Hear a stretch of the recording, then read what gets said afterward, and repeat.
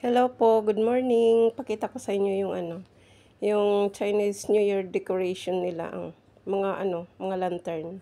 Alam nyo guys, linampasan ko muna to. Pumunta muna ako doon sa isang mall na malaki. Doon muna ako nag-video. Tapos sabi ko, pag gabi na, babalikan ko na lang to.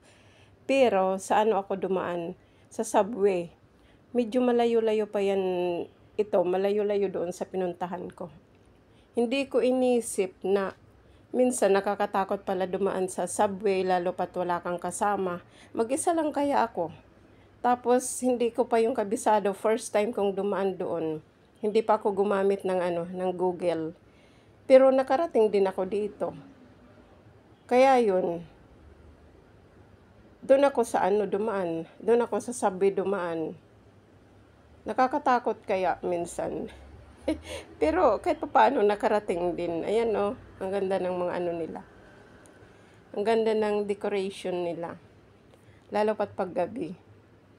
Kitang-kita yung mga ilaw. Ayan Yan, sumasayaw-sayaw pa yung yung mga lantern. Wala kasi akong kasama niyan eh. Gabi na kasi yan eh. Nakatulog ako nung hapon. Nagising ako mga past 4 na yata yun. Kaya sabi ko, labas kaya ako para mamasyal kahit papano may marating din. Kaya yan, nakarating ako dito, tapos doon sa isang mall, tapos doon sa sa gilid ng ng dagat. Alas 8 na ako bumalik dito sa bahay, umuwi. Kaya yun. Thank you guys sa panonood.